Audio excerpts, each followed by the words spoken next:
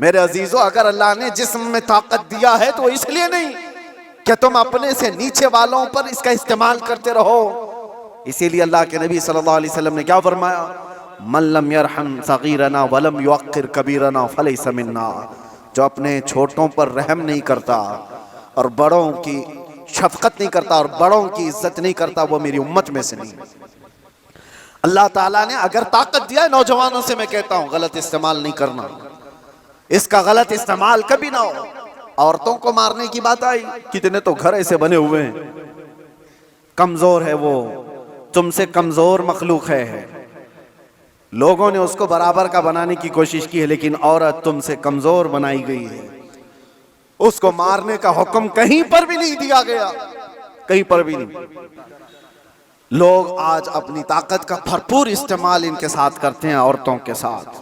بہت سخت جواب دینا ہوگا میرے عزیز۔ عورت تو عورت ہے، مخلوق بھی ہے اللہ تعالیٰ کی، لیکن ساتھ میں امت محمدیہ ہے، اس کا جواب تو بہت ہے۔ حدیث میں تو یہ ملتا ہے، جانوروں کو جس نے مارا بلا وجہ کے، قیامت کے دن وہ جانور اٹھائے جائیں گے اور وہ آئیں گے، مقدمہ کریں گے اللہ کی بارگاہ میں کہ اللہ اس نے مجھے فلاں وقت بغیر کسی وجہ کے مارا تھا۔ رب تعالیٰ اس جانور کو سینگ عطا کرے گا اور کہے گا کہ تو اتنا مار لے اس کو یہاں پر، اور وہاں سختی کے ساتھ وہ جانور اس ظالم کو مار رہے ہوں گے، اہل محشر اس کو دیکھ رہے ہیں۔ جانوروں کے ساتھ ظلم کو اسلام نے جائز نہیں کیا، گھروں میں اپنے عورتوں کے ساتھ کون ظلم کی اجازت دے گا؟ یہ ہوئی ڈومیسٹک وائلنس جس کو کہا گیا ہے۔ میں نے اندر قید میں دیکھا کتنے ایسے قیدی عورتوں کو جلا کر کے اندر آئے ہوئے ہیں، چھوٹی چھوٹی باتوں پر، جہیز کے نام پر، دو خاندانوں کے جھگڑوں پر عورتوں کو جلا دیا، مار دیا، ختم کر دیا۔ ایسے کتنے واقعات۔ انسان کو جب طاقت زیادہ آ جائے تو وہ ظلم کے راستے پر آ جاتا ہے۔ گھر سے ظلم ہوتا ہے، بیوی پر، بچوں پر، ان کے حقوق کو مار دینا یہ ظلم ہے، ان کے حقوق کی تلفی، بہنوں، بھائیوں، ماں، باپ، اولاد، اور اس کے بعد پھر یہ ظلم بڑھتا ہوا پڑوسیوں تک جاتا ہے، پڑوسیوں کے ساتھ ظلم، پھر اس کے بعد معاشرے میں آتا ہے جس میں وہ جی رہا ہے، محلے میں، اور پھر جیسے جیسے اس کے مقامات بڑھتے چلے گئے، اس کے ساتھ ساتھ ظلم کی شاخیں بھی بڑھتی چلی جاتی ہیں۔ ظلم کی ہزار قسمیں ہیں، ہزار قسمیں ہیں۔ میرے عزیزو، ایک بات یاد رکھو، قرآن میں اللہ تعالیٰ نے فرمایا اِنَّهُ لَا يُحِبُّ الظَّالِمِينَ، اللہ تعالیٰ ظالموں کو ہرگز پسند نہیں کرتا۔ جو حد سے زیادہ بڑھنے والے ہیں وہ اللہ کو پسند نہیں ہیں، لیکن لوگوں نے ظلم کا کانسیپٹ یہ بنا کر کے رکھا ہے صرف مار دھاڑ قتل کرنے والا ہی ظالم ہے۔ ظالم تو گھر سے بھی شروع ہوا ہے، گھروں میں حقوق تلفی جس نے کیا وہ ظالم ہے، جس نے بیوی کا حق مار لیا وہ ظالم، جس نے ماں باپ کا حق ادا نہیں کیا وہ ظالم، جس نے اولاد کا حق ادا نہیں کیا وہ ظالم، جو اپنے بھائی بہنوں کا حق مار کر بیٹھا وہ بھی ظالم ہے۔ یہ ظلم کی کئی شاخیں ہیں۔ اور اس کے بعد میرے عزیزو، لوگ جب عملی زندگی میں آگے بڑھتے ہیں تو ظلم کہاں کہاں ہے میں آپ کو بتاؤں۔ ظلم انسان کرتا کب ہے؟ کمزور آدمی ظالم تو نہیں ہوتا، یہ تو سب کو پتا ہے، سارے لوگ دیکھتے ہیں۔ اگر مثال کے طور پر میں آپ کو بتاؤں، کسی جرم میں اندھا، لولا، لنگڑا ایسا آدمی، لولا بھی ہے، لنگڑا بھی ہے، کچھ نہیں، پیر بھی نہیں، ہاتھ بھی نہیں، آنکھ بھی نہیں، ایسے شخص کو کوئی پکڑ کر کے لائے اور کہے کہ اس نے فلاں کے ساتھ بہت ظلم کیا ہے، مار دھاڑ کیا ہے، تو دنیا ہنسے گی کہ وہ معذور ہے، وہ کیا کر سکتا ہے۔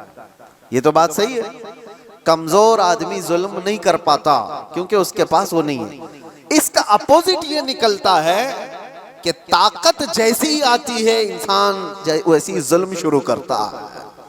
طاقت، اور طاقت کئی قسم کی ہے، جسم کی بھی طاقت ہے، مال کی بھی طاقت ہے، پاور کی بھی طاقت ہے، منصب کی بھی طاقت ہے، اور یہ تینوں طاقتیں جب کسی کے اوپر چڑھ جاتی ہیں تو فرعون بنتا ہے۔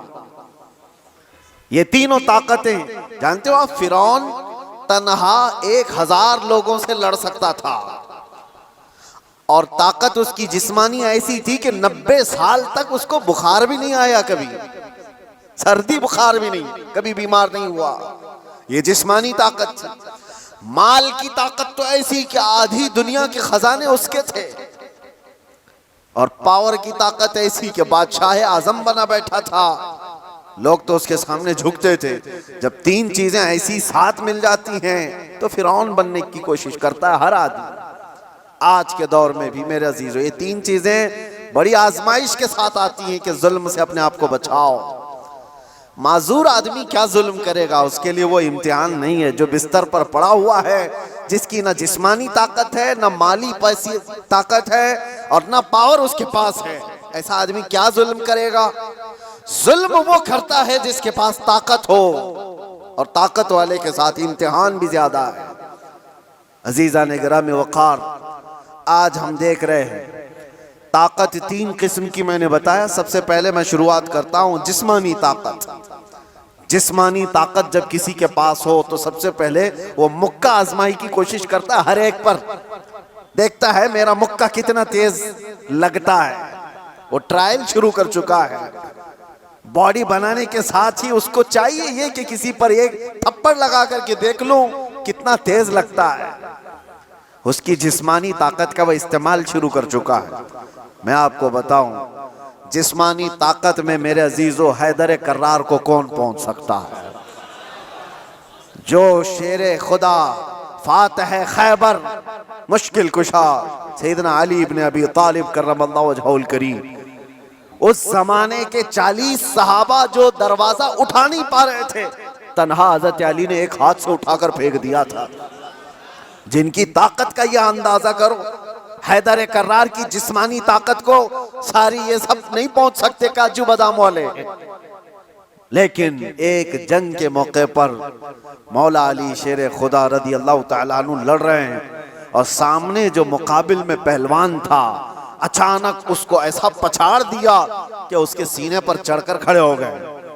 اب حیدر کرار کے شکنجے میں جو آ جائے، ارے وہ شیر نر ہے جن کی ماں نے ہی نام حیدر رکھا ہو. جیسے ہی وہ پنجے میں آیا کیا کرتا، کسمسایا، پھڑپھڑایا، لیکن اس نے ایک کام کیا کیا، آپ کے منہ پر تھوک دیا. ظاہر سی بات ہے لاسٹ مومنٹ پہ آدمی یہ کوشش کرتا ہے کہ میں مر ہی رہا ہوں تو سامنے والے کو کچھ کر کے چلا جاؤں. اس نے تھوک دیا. ایسی مومنٹ پر طاقتور کا غصہ ڈبل ہو جاتا ہے. میں پہلے ایک بار میں مارنے والا تھا، اب 4 بار میں ماروں گا. تو نے کیا کیسے میرے ساتھ؟ کسی کو تم ایک مار رہے تھے لیکن اس نے ماں کی گالی دے دی، اب 4 اور لگاؤ گے، کیونکہ غصہ بڑھ گیا ہے. غصہ اور تل ملایا ہے تمہارا.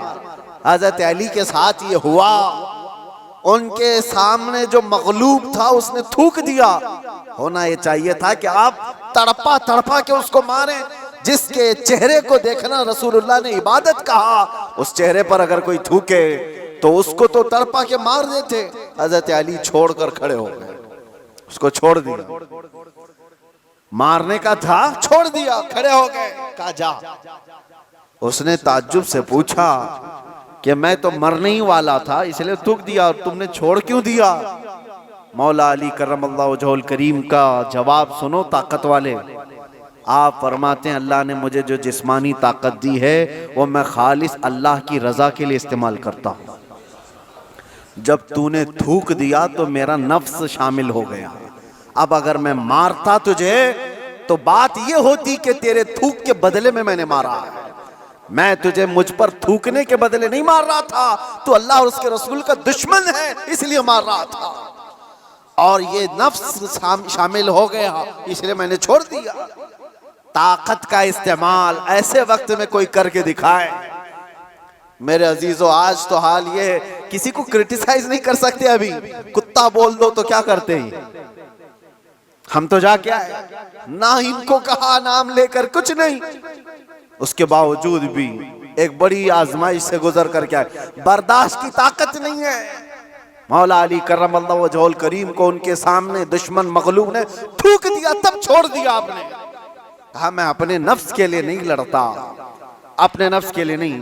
اور آج جو کچھ بھی پاور کا استعمال ہے، طاقت کا استعمال ہے، وہ صرف اور صرف نفس کے لیے ہے، آج نفس کے لیے ہے۔